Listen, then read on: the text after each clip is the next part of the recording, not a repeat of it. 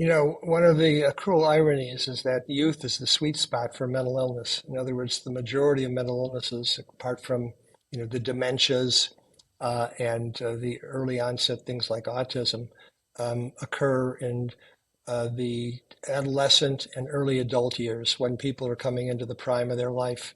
This is Holding Court with Patrick McEnroe. All right, time for another edition of Holding Court, and I've been looking forward to having my guest back on the program for quite some time. You remember him when the Naomi Osaka story became a big story a couple of years ago, and that was when I was in the early stages of doing my podcast. Now we've made it all the way to season 4, and Dr. Jeffery Lieberman joins me to discuss just overall mental health, also his new book, which came out very recently, Malady of the Mind, Schizophrenia, and the Path to Prevention, because I know, Doc, that you've been studying this particular topic for many, many years, or years at Columbia University, the head of psychiatry there. How did this book come? First of all, thank you for coming back on the show. Your podcast with me that we did, and I think we did a second one too, one of the most listened to podcasts I ever did. So thank you for that. And thank you for coming back and joining me here on Holding Court. Well, thanks, Patrick. It was great to be back with you and in an area that I can at least stay on equal ground with you and talking, because when we're on the tennis court, it's very uneven. But it's interesting you mentioned the popularity of the podcast with me, because of the various things I've written for the lay public books, op-eds, the article that's gotten the most hits and interest is one called "The Profession Everyone Needs and Nobody Wants," which refers to psychiatry. Right. And for whatever reasons, I'll leave my mother out of this, but I chose a good Jewish boy.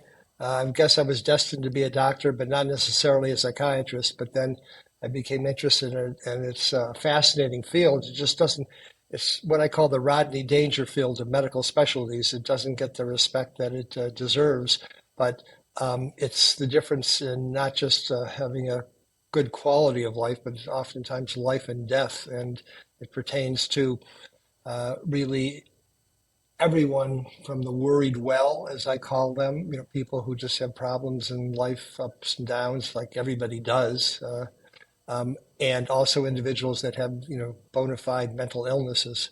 So the new book is on schizophrenia, which I consider to be kind of the flagship or the poster child for mental illnesses, because, most people, if you have chest pain or you have arthritic pain, people know what it is, know what to do. But when it comes to difficulty thinking, you're controlling your emotions, being able to stay focused, being able to manage the vicissitudes of daily life, people aren't sure how to regard that as their own limitations or an illness. And then if they do think it could be something that needs professional attention, who do you see and where do you go? So I decided to start with schizophrenia, because when people think of insanity, madness, lunacy, crazy, that's what they're thinking of. They're thinking of people who have schizophrenia. When you talk about schizophrenia, and by the way, I should let everyone know that Dr. Lieberman and I are fairly regular tennis partners, and the intensity level that you bring to the court is inspiring to me. So what I love too, and I'm just going to put this out there, Doc, because, I have to talk to my fans because they're like my friends. The best thing that I like about playing with Dr. Lieberman is his intensity, and when he misses a shot and he gets annoyed, Jeffrey, that's your favorite saying when you get pissed at yourself. So I love when you do that, because I know you're into it and you're focused. But schizophrenia is something that you talk about in your book. That's something, obviously, when the common person thinks about it, like you said, you think about someone who's lost their marbles, right? But what you figured out in your years of studying this and your interest in it is that actually medically it can be treated in a way that maybe we never thought was possible. How did you come to that conclusion that this is something that actually can be treated and actually in some ways can be prevented as well? Yeah. Well, my father, may he rest in peace, used to say that sometimes it's better to be lucky than smart. And psychiatry has benefited from serendipity. All of the major classes of psychotropic medications that help so many people were discovered mostly by accident. And the same occurred with respect to the insight into the fact that schizophrenia could be treated not just by suppressing symptoms, by preventing its progression and the disability that it inflicts on people in a somewhat accidental or serendipitous way. But schizophrenia is not a new illness. It's existed from really the beginning of recorded history. You have instances in the Bible. Saul was possessed with all kinds of mood changes and paranoid delusions. I'm sorry to say this, but some of the people who have been considered saints or exceptional individuals, like St. Francis of Assisi or Joan of Arc, probably suffered from schizophrenia. And through history, it was considered to be a supernatural affliction or virtue. Then in the Middle Ages, it was thought to be someone who was morally deviant or religiously heretical. And then in the modern age, it was thought to be a naturally occurring condition, meaning it was an illness of the brain, but there was no real understanding of what caused it. And then everything changed in the middle of the 20th century, in the 1950s, when by accident medications were discovered that could turn people who were in mental asylums into almost normal. And that opened a pathway to understand what is the underlying disturbance in the brain that caused people to go off their rocker in terms of their perception and their thinking. And it led to understanding through neurochemical imbalances. But even though we had some insight into the basis of the condition, and even though we could treat it somewhat effectively, it was thought that it only suppressed the symptoms, that it didn't prevent the inexorable progression of the illness that rendered people essentially mental invalids. But this is where my career sort of takes off, it didn't make sense that even though the general belief was that the cause of schizophrenia is genetic, affects the brain's development, and the inference therapeutically based on that was that, okay, if you have it, just like with autism or Down syndrome or Fragile X, you're doomed from the womb. It didn't make sense that when people develop the illness in their teens or early adulthood, early 20s, that they deteriorated mentally over time, because that suggested that something was going on that was progressive and maybe could be stopped. And what we learned is that if you get there in time, a stitch in time saves nine. If you identify people right when the symptoms are beginning and you treat people and bring them into remission, stabilize the chemical imbalance, and maintain them in treatment so they don't have relapses, they can live essentially a normal life. But because of the second-class status that mental health care has had in our health system, and the skepticism that people have had about psychiatry and what it could really do and if it was scientifically valid, we haven't provided access to that kind of care, and it still doesn't exist, which I believe is not just a disparity, but a civil rights violation, because there's a huge population of people who suffer who aren't getting what they could benefit from. Well, I want to talk a lot about that, the mental health side of it, because I know that's something that interests you as well. You and I have discussed it before during our breaks on the tennis court when sometimes we both need a break. But I do want to ask you one particular thing about schizophrenia. And what you mentioned that you can usually the onset you can start to see in the teenage years or early 20s. What are the things that people should be looking for as warning signals that this is something that could be affecting, a loved one or a friend or someone in your family's life? What are the things that the average person should look for and then say, oh, I need to take this person to a mental health specialist, to a psychiatric specialist? One of the cruel ironies is that youth is the sweet spot for mental illness. In other words, the majority of mental illnesses, apart from, the dementias and the early onset things like autism, occur in the adolescent and early adult years when people are coming into the prime of their life.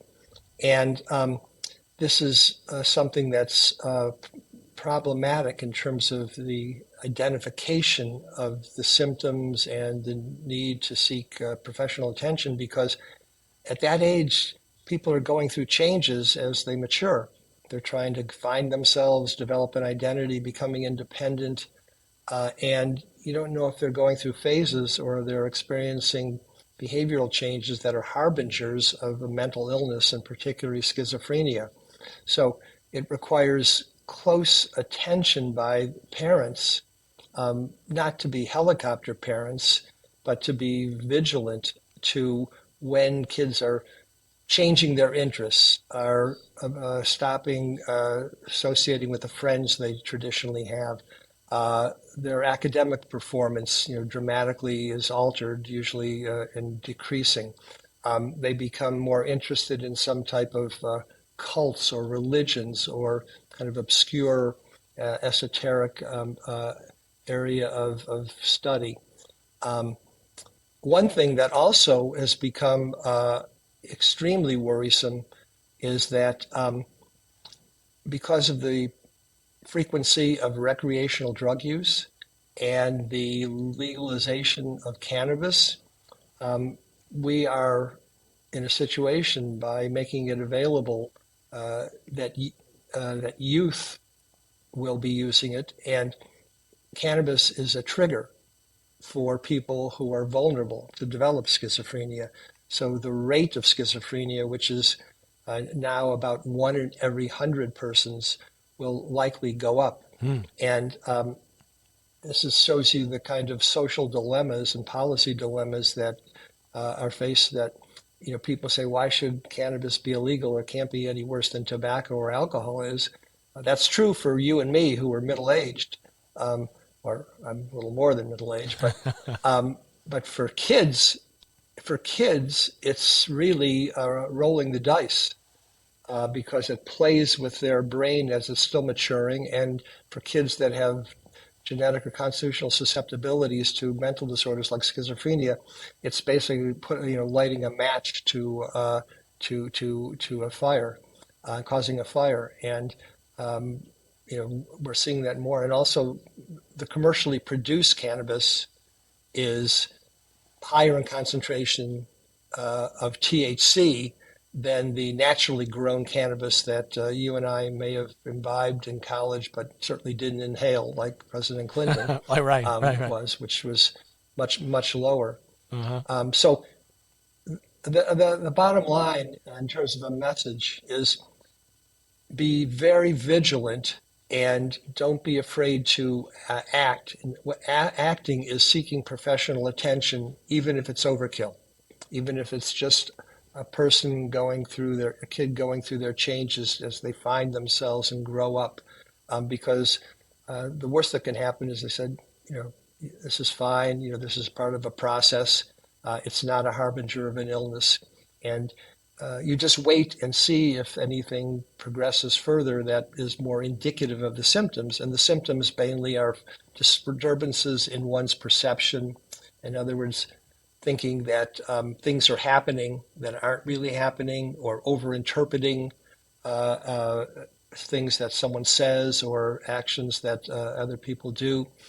Or if people begin having what are called illusions, thinking that they're getting communications or through their auditorily or even visually that aren't there. Those are clearly signs that there's something that's abnormal, as opposed to these questionable behaviors. Oh, I'm just changing who I hang out with and what kinds of things I'm interested in. But going to get help even if it's erring on the side of caution, is the thing to do. And as to where you go, it's not your clergyman. It's not necessarily the school psychologist. It's not a therapist. It's not a new age person.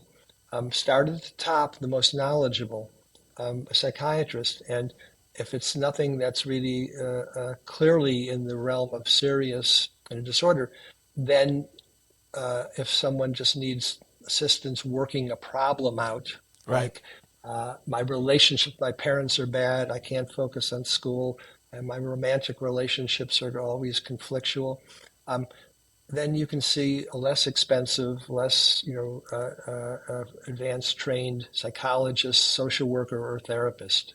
Interesting. Dr. Jeffery Lieberman here, Malady of the Mind, Schizophrenia, and the Path to Prevention is his latest book. I encourage you also to check out the book he released a number of years ago, which I've read as well, Shrinks, The Untold Story of Psychiatry. And that is a fascinating read as well. By the way, you can go to Amazon, just search Jeffery Lieberman to find the books that he's written. Really interesting stuff. We're going to take a quick break now, Doc. When we come back, I know that you have a lot of thoughts on just overall mental health. I've already heard some of them in what you've said to the audience thus far, but I want to dig into that with you when we come back here on Holding Court. North Organic CBD is our sponsor here on Holding Court. I love their CBD gummies. They come in 2 delicious flavors, strawberry lemonade and green apple. I take both. Both are amazing. 1 a day, and you are totally okay. I love to stay active. I still play tennis regularly. I love to hike. I love to go to the gym. That's why I use North Organics CBD. Their products are made in the USA. They're high quality, broad spectrum organic CBD products for everyday adventures. And don't forget about the very popular CBD salve. Immediate relief of any physical pain. I use it on my shoulder. I'm not serving quite as big as I used to, but you know what I mean. I use it daily for the shoulders, as I said, for the knees, for the hips, you name it. It works wonders. Go to northorganicscbd.com and enter Patrick20. That's Patrick20 for 20% off your order.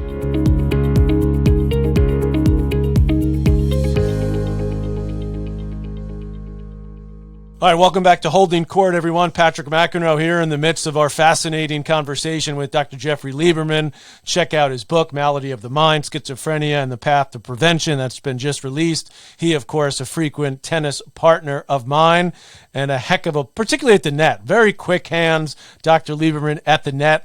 We spend a lot of time working on those volleys. Let's volley this around, though, because I know you and I have also spent a lot of time discussing just overall mental health in the world, in the world of professional tennis and sports in general, but just in the world. And this is something that's become it's become a topic that's out there a little bit more. I know that's something that's near and dear to your heart, Dr. Lieberman, that you feel like there's been a stigma attached to some of these mental health issues over the years. So give me your sense of where we are at as a society right now in being able to bring these types of issues to the forefront.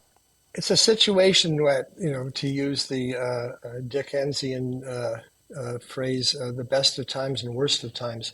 In other words, if you suffer from a mental disorder or you're just having some mental stresses and challenges, it's the best time in human history because there's more awareness, there's more available in the way of treatment, and there's more knowledge about the causes of the conditions and how to treat it. On the other hand, it's still far from optimal, and it's far from the level of healthcare that's available for every other type of medical specialty.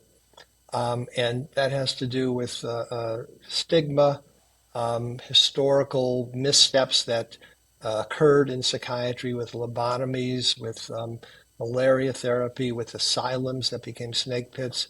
But the fact is that wiping or cleaning the slate from what happened historically, now there's many people who suffer from conditions that don't get treatment that could benefit from enormously. And the key is starting or identifying the condition early and treating early. And it's not just an either or, meaning you're mentally ill or you're not. because it's really on a spectrum, because everyone in the course of their life has challenges emotionally, cognitively, intellectually, with how they have to deal with the ups and downs of life. That particularly is the case in competitive environments, and none more so than professional sports. So first, let me make a distinction again between what I'm euphemistically or glibly calling the worried well. So the worried well are individuals that don't have a predisposition to a mental disorder such as schizophrenia, depression, bipolar, anxiety, and addiction. Okay, they're just, you lose a loved one, you get fired from your job, your boyfriend or girlfriend breaks up with you. You're going to have an emotional reaction, but you can reestablish your emotional equilibrium. It doesn't go on forever. It's not disproportionate to the misfortune that you experience. When you have a mental disorder, it's disproportionate to whatever your environmental circumstance is. It persists. It's distressing, sometimes disabling, and it goes on indefinitely. So individuals who are in competitive sports are going to have the extreme types of worried well challenges, Right. because you lose a match. How do you cope with that? And not only that, you're doing it from a very early age. You're doing it from when you're a kid, a pre-adolescence. And as we've discussed, the people that become successful professional athletes are so skilled and so strong and so disciplined, they can withstand these things on their own.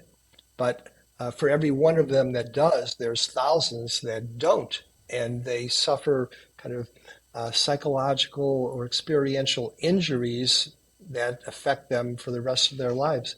So a lot could be paid attention to how to provide some means of support for the cohort of kids at different levels of development, as well as when they become collegiate or professionally competitive, and also guidance for their parents.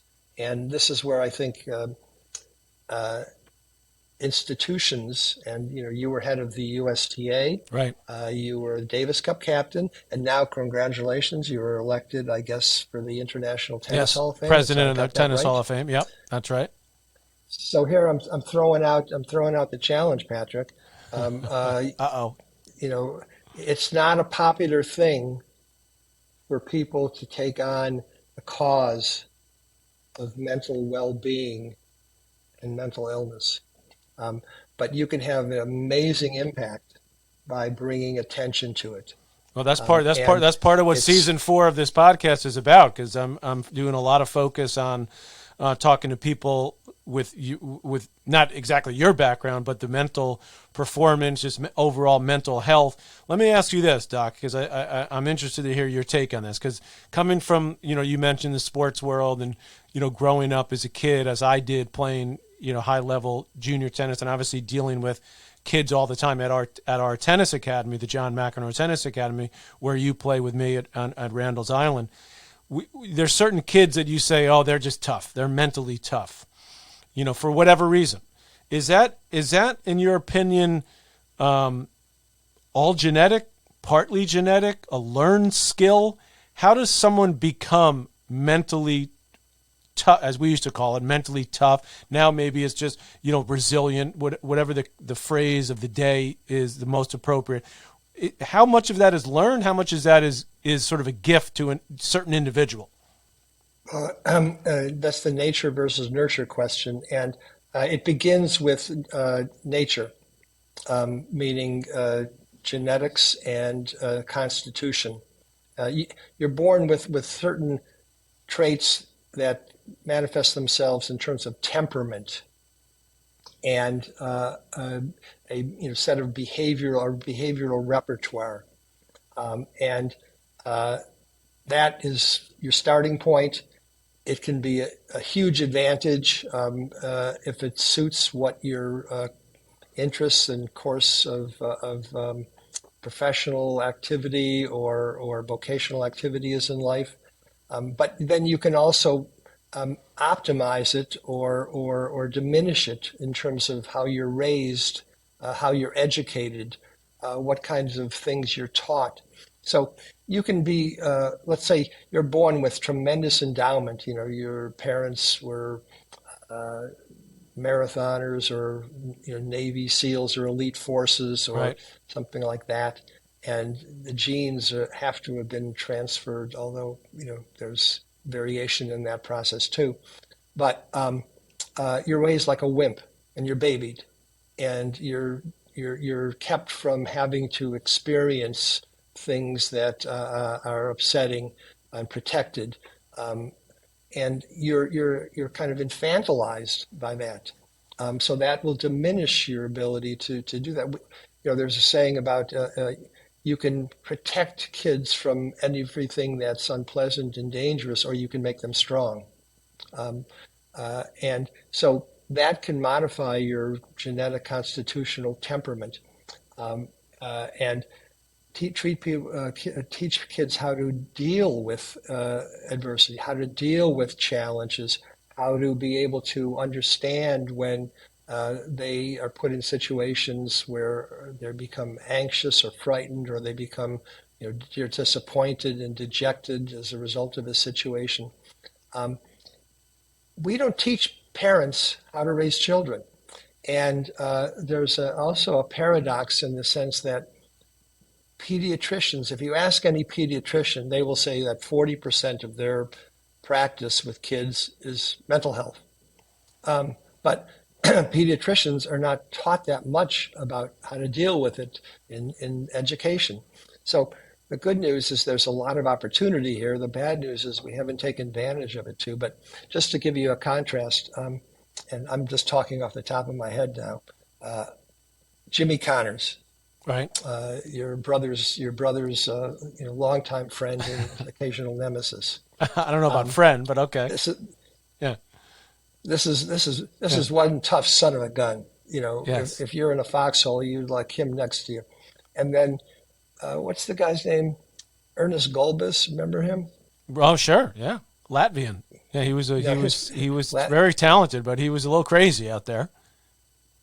And his father was a billionaire. He flew in a private. Yes. He didn't have to grind it out on the Challenger and Futures Tour, staying in motels and so forth.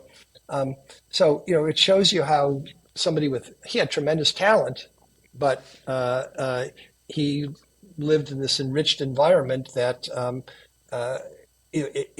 that diminished his ability and whatever his natural skills were.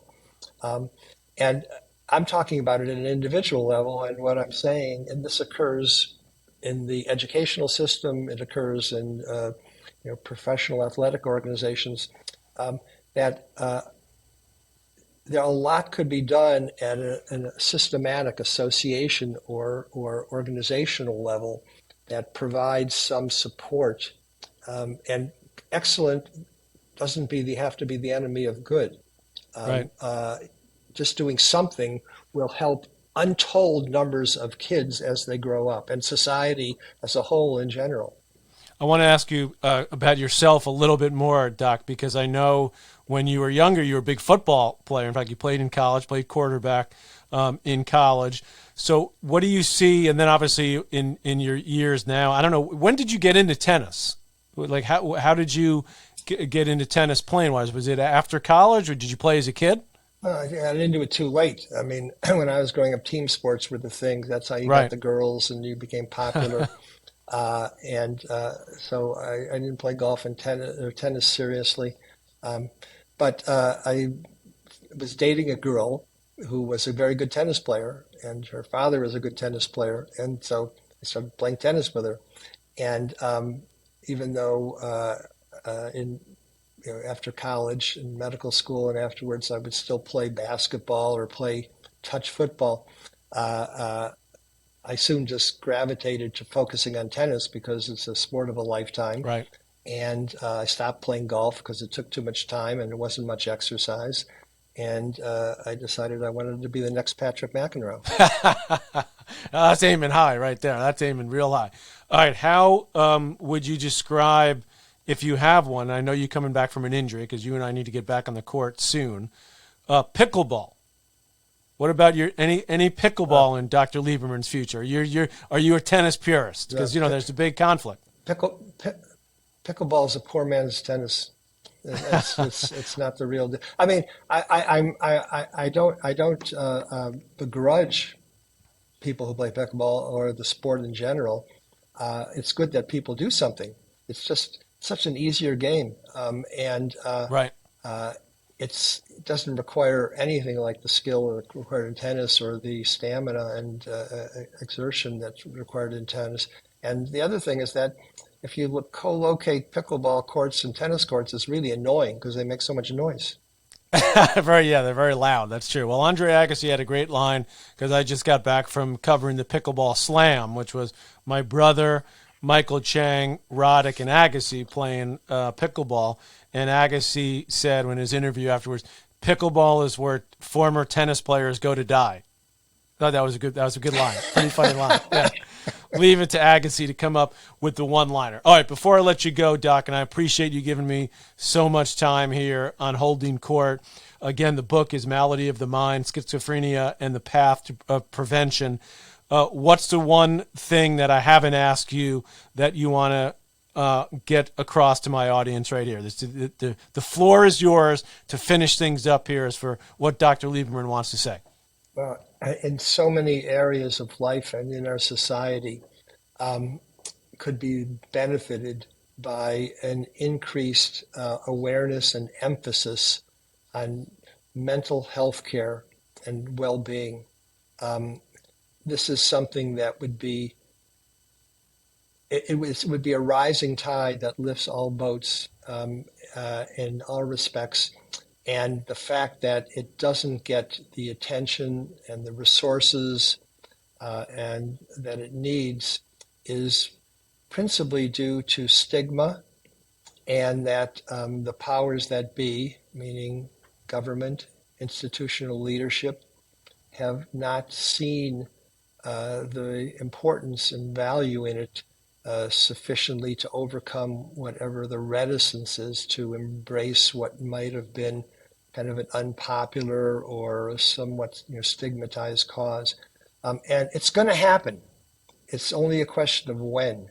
And what I've really tried to focus on, and particularly now in this phase of my career, dedicate myself to, is making it happen sooner rather than later. And it applies in so many different areas. For example, college. You have daughters. Yes. You're going on college visits soon. Yeah. Or you're going on them already. Yeah. When you go and you evaluate a college, do you do anything to check out what kind of student health services they have or student mental health services they have? No. Probably no. No. Yeah. I mean, who does? Right. But the matriculating classes of all colleges now, particularly the elite ones, 30 to 40% had a psychiatric experience before, and they're on a psychotropic drug. And then the incidence of